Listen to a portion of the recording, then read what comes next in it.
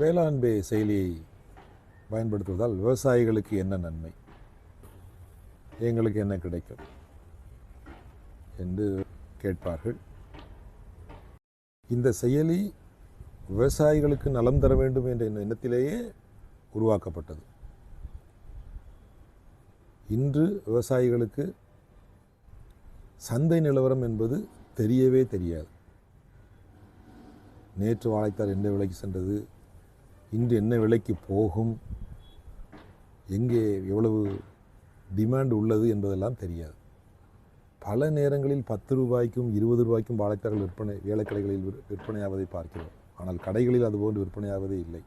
இந்த செயலின் வழியாக விற்பனை செய்கின்ற பொழுது நீங்கள் சந்தை நிலவரங்களை அறிந்து கொள்ளலாம்.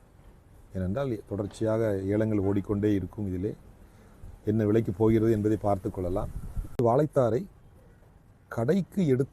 ஏலக்கடைக்கு எடுத்துக்கொண்டு சென்று வைத்த பின்புதான் உங்களுக்கு விலை தெரியும்.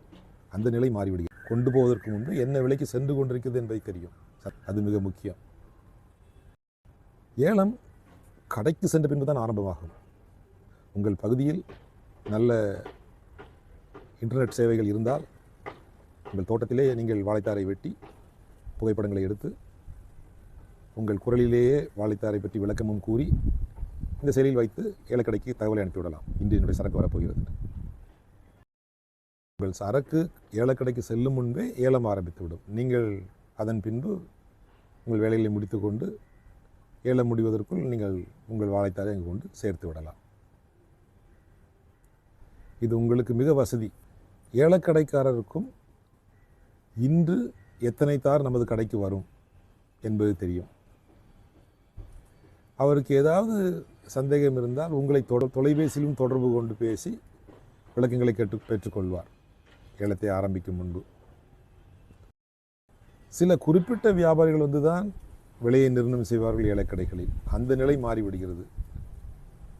பல்வேறு இடங்களில் உள்ள வியாபாரிகள்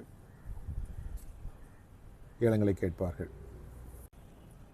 சில நேரங்களில் வாழைத்தார்களை வெட்டி இங்கே விலை கிடைக்காது, வேறு இடத்திற்கு அனுப்பித்தான் நாம் நல்ல விலை பெற வேண்டும், பக்கத்து மாவட்டத்திற்கோ தொலைதூர மாவட்டங்களுக்கோ மொத்தமாக அனுப்பி அடுத்த மாநிலத்திற்கு கூட அனுப்பி விற்பனை செய்கின்ற சில விவசாயிகளை நான் அறிவேன்.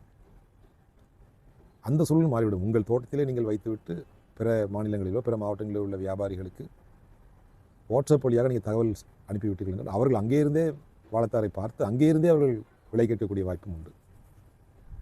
உங்கள் சந்தை பறந்து விரிந்து விடுகிறது. இதனால் வாழைத்தார்களுக்கு நல்ல விலை கிடைக்கும்.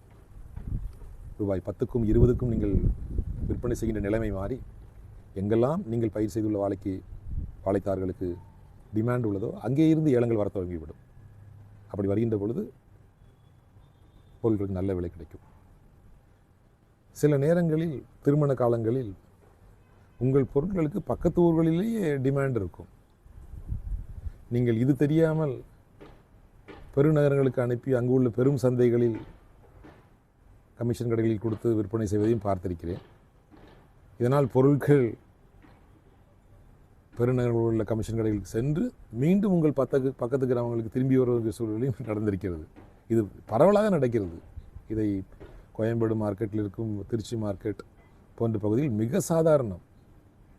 சில நேரங்களில் மிக பெரும்பான்மை மிகுந்த எண்ணிக்கையில் வாழைத்தார்கள் தேவைப்படுகின்ற பொழுது கோயம்பேடு மார்க்கெட்டில் வாங்கினால் கிடைக்கிவிடும் என்று அங்கே போய் வாங்குகிறார்கள்.